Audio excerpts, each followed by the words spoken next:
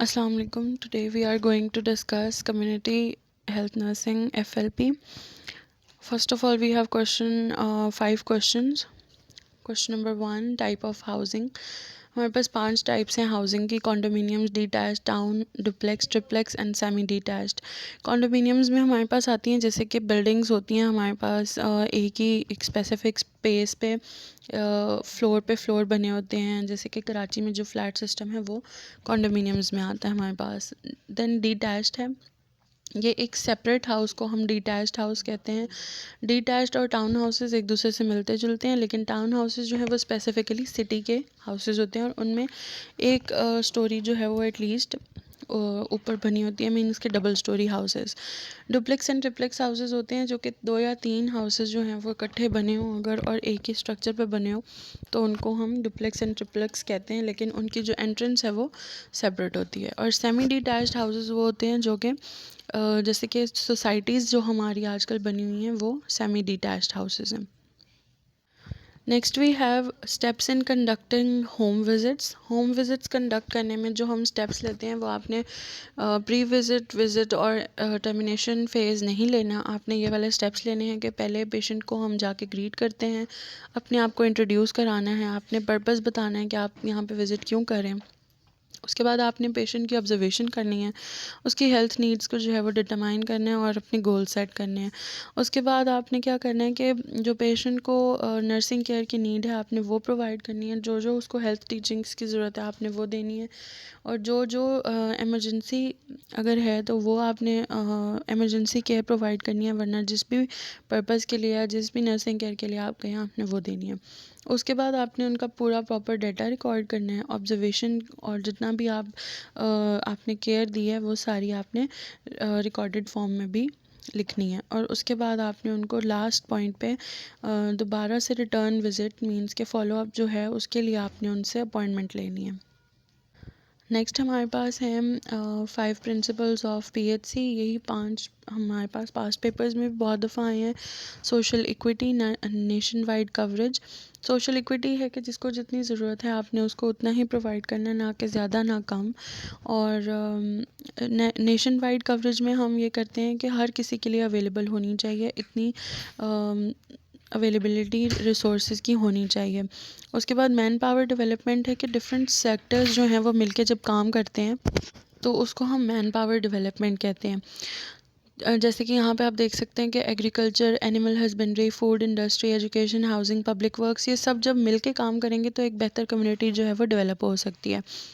Multi sectoral approach में हम different जो कोलैबोरेटर्स हैं जैसे कि ग्रुप्स हैं, सेक्टर्स हैं, पॉलिसी मेकर्स हैं जैसे कि public and government, civil societies, ये सारे सेक्टर्स हैं, हेल्थ, एनवायरनमेंट, इकोनॉमी सेक्टर्स हैं. तो ये जब मिलके एक दूसरे के साथ काम करेंगे कोऑर्डिनेशन के साथ तो क्या होगा कि एक कॉमन विजन पे जब काम कर रहे हैं तो बेहतर तरीके से हेल्थ जो है वो प्रमोट हो सकती है.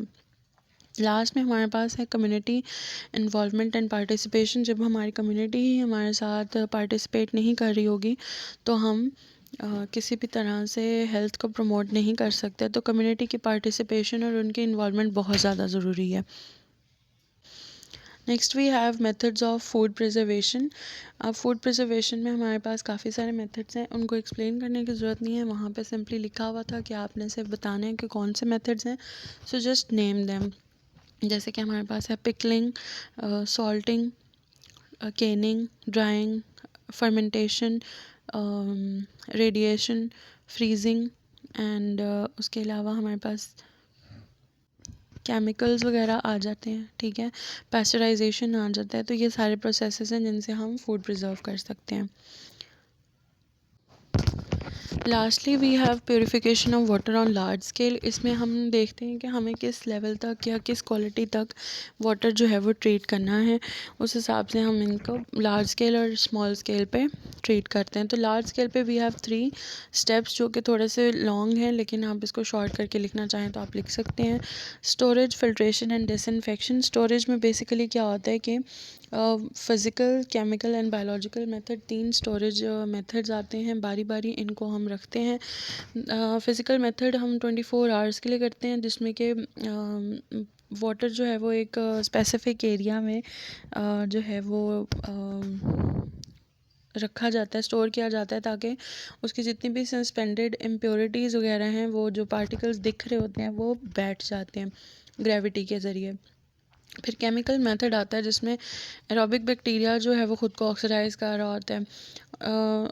उसमें उसके बाद जो है वो नाइट्रस जो है वो ज़्यादा होना शुरू हो जाता है, ठीक है, और जो अमोनिया होता है वो रिड्यूस हो जाता है। फिर उसके बाद जो हमारे पास बायोलॉजिकल मेथड है, उसमें ये होता है कि जो रिवर वाटर है वो स्टोर किया जाता है, ताकि 5 to 7 डेज़ के लिए, जिसमें ऑप्टिमम पीरियड जो है वो 10 to 14 डेज़ है। आप इसको 10 to 14 डेज़ ही लिखेंगे कि 10 to 14 डेज़ के लिए वाटर स्टोर किया जाता है, ताकि बैक्टीरियल अमाउंट जो है वो ड्रॉप हो जाए बाय 90%। पहले 90% जो है वो सस्पेंडेड इम्प्योरिटीज़ हमारी बैठ रही हैं। फिर उसके बाद एरोबिक बैक्टीरिया जो है वो ऑक्सीडाइज कर रहा है, ताकि अमोनिया जो है वो रिड्यूस हो जाए और नाइट्रस इंक्रीज़ हो जाए। और फिर उसके बाद 90% बैक्टीरिया को ड्रॉप करने के लिए 10 to 14 डेज़ के लिए बायोलॉजिकल मेथड से इसको स्टोर किया जाता है। Then we have filtration.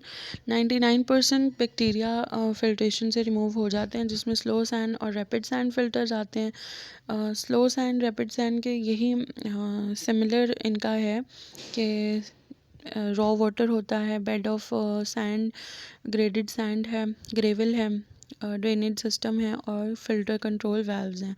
तो इसमें हम रॉ वाटर को डेप्थ में 1 to 1.5 मीटर्स की डेप्थ होती है इसकी। सैंड बेड जो है वो 1 मीटर का होता है और फिल्ट्रेशन ऑफ वाटर का रेट जो है वो 0.1 to 0.4 मीटर पर आवर है on the bed of sand.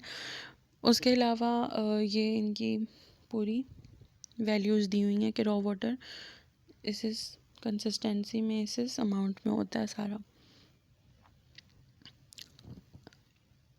Next we have rapid. अब रैपिड और स्लो में ना बेसिकली सिर्फ एक ही डिफरेंस है कि टाइम का, और कोई इनमें ख़ास डिफरेंस नहीं है। आप देख सकते हैं एडवांटेजेस में इसके कि सिंपल है, कॉस्ट फ्रेंडली है और क्वालिटी इज़ हाई स्लो में। लेकिन जो हमारे पास रैपिड है उसमें क्या है कि वाटर के साथ डायरेक्टली कर रहा है, लेस टाइम और लेस स्पेस ले रहा है। रैपिड है लेकिन फिल्ट्रेशन जो है वो इजी है।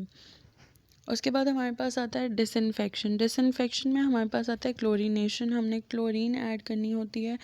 ये हमने अमाउंट आप लोगों को मैंने उसमें भी दी थी कि हम क्लोरीन की जो अमाउंट है वो 0.5 mg पर लीटर फॉर 1 आवर जो है वो हम डालते हैं, ताकि 1 आवर के अंदर अंदर बैक्टीरिया जो है वो उसका जो भी वो मर जाता है।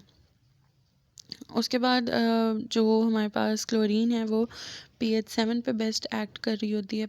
ये इस तरह के जो क्लोरीन वगैरह है वो पैथोजेनिक बैक्टीरिया वगैरह पे तो असर कर जाती है, लेकिन स्पोर्स वगैरह पे इनका कोई असर नहीं होता।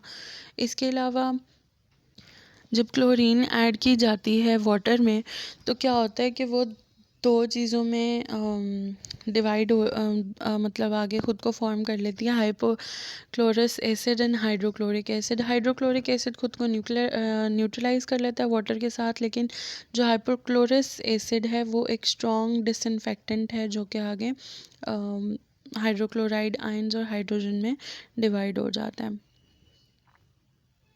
मेथड्स ऑफ क्लोरीनेशन लिखे हुए हैं, गैस के थ्रू भी, क्लोरामाइंस के थ्रू और परक्लोरोन, ये 3 इसके मेथड्स हैं।